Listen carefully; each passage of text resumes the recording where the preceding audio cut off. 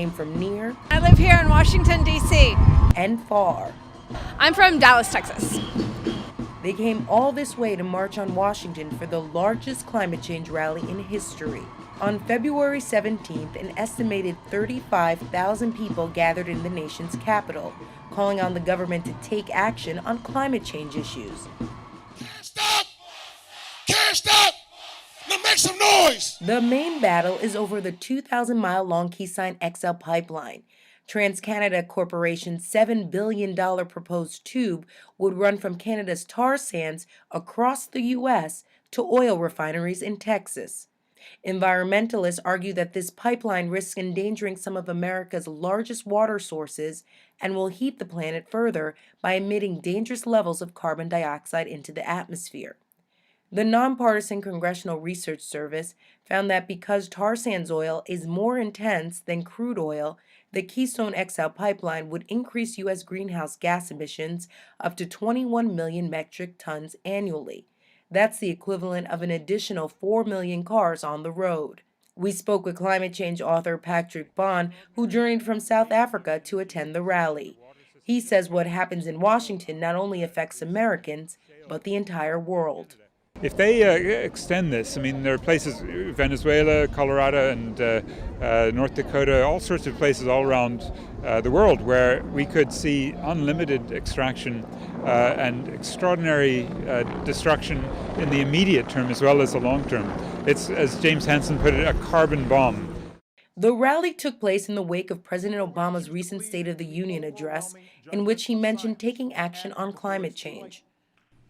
I urge this Congress to get together, pursue a bipartisan market-based solution to climate change, like the one John McCain and Joe Lieberman worked on together a few years ago. But if Congress won't act soon to protect future generations, I will. But what President Obama will or will not do has yet to be determined. Because the pipeline crosses international borders, the president gets the final say. And groups like 350.org are hoping that this historic rally will get the president to reject the plan entirely. Above all, stop the Keystone Pipeline. The president can do that with a single stroke of his pen. And if he does, he will become the first world leader to veto a big project because it's bad for the climate. Environmental activist Bill McKibben, along with many others, were arrested on February 13th after blocking a thoroughfare in front of the White House and refusing to move. The group was released later in the day, with each member paying a $100 fine. 350.org Executive Director May Boev says that she sees these actions as a start for more acts of civil disobedience, and at the very least, her organization supports those who take to the front line. We think it's incredibly important that action is taken now, and so people are increasingly showing their seriousness on the issue, and so that's why 48 leaders risked arrest at the White House to tell the president we want him to say no to the Keystone XL pipeline. In response to the Keystone XL pipeline, tens of thousands of protesters created a human pipeline towards the White House. Activists point out that this historic level of participation is a sign of the growing number of people speaking out against climate change. But the jury is still out whether this rally will change President Obama's policies. Some activists remain skeptical. One reason we started the Occupy movement in Washington, D.C. at Freedom Plaza with other folks is because we found these Sunday demonstrations not to be very effective. Obama won't even be home, and they were effective as far as raising people's morale, getting people together, and forming connections. But as far as actually affecting the policy of the government, they were pretty ineffective. And so I hope that this rally is the beginning, or next step really, in building a real resistance movement to the Keystone Pipeline. The real resistance, says activist Kevin Zeese, has already started with major acts of civil disobedience by the group Tar Sands Blockade. In this video from Tar Sands Blockade, you can see actress Daryl Hannah and East Texas ranch farmer Eleanor Fairchild trying to obstruct construction of the pipeline, which will be built on Fairchild's land. Get off my land, period. And I don't want tar sands anywhere in the United States. Starting in August of last year, the group organized acts of civil disobedience in parts of Oklahoma and Texas.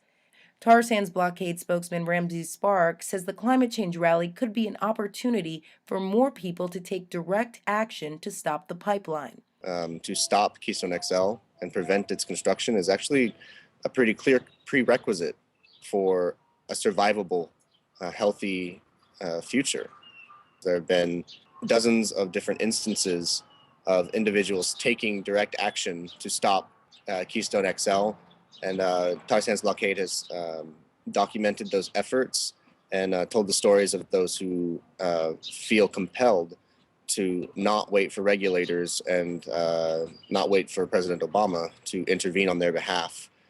But for many protesters who voted for President Obama in last year's election, they are waiting for the president to take bolder action in his second term. President Obama, we heard your inaugural day address, and we want you to be bold with your progressive agenda. You've been reelected a second time by people who want to see you act. Even on Capitol Hill, the heat is being turned up for policy change towards global warming. On February 15th, a new caucus of nearly 24 Democratic members in the House was formed. The Safe Climate Caucus will take to the House floor and talk every day about the urgent need to address climate change. California Democrat Representative Henry Waxman says the executive branch could use its power to bypass the Republican-controlled House and tighten regulations within agencies. The Department of Energy can move forward on greater energy efficiency, particularly with appliances, which brings not just a reduction in emissions, but a reduction in costs for the consumers. The State Department can do a lot by renegotiating the Montreal Protocol. That dealt with the upper ozone layer, but reducing or eliminating HFCs can eliminate something that is also adding to climate change. There are other ideas, and in fact, Senator Whitehouse and I, and many of the people here, have joined together in a bicameral group and we wrote to different agencies and to different organizations to get further suggestions. The Real News spoke with caucus member Virginia Representative Jim Moran, who says the real action must take place outside of Washington for members to take notice. The only way that we are going to take constructive steps to address the reality of climate change is through political mobilization. This is, after all, a democracy, and the Congress is supposed to be responsive to its constituents. I think the vast majority of the constituents of this country know that climate change is a reality, that it's a very serious threat, that it's going to cause more and more devastation. Tens of billions of dollars that were not anticipated are going to have to be funded, such as we had to for Hurricane Sandy. And they're trying to get the Congress to listen. Unfortunately, the majority in the House, Republicans, are adamantly opposed, not because their constituencies want them to be, but because their political contributors are often people from the extraction industries who have a lot of money at stake in not regulating greenhouse gas emissions, not restricting air pollution, and not being conscientious with regard to the public health. With the rally in Washington already in the history books, activists are moving forward with the next demonstration. Tar Sands Blockade is planning a week of actions from March 16th through March 23rd, where they will be targeting the Office of TransCanada and their investors and shareholders. With tens of thousands speaking out, activists hope this is a sign of more to come. For the Real News Network, Jessica Devereaux, Washington.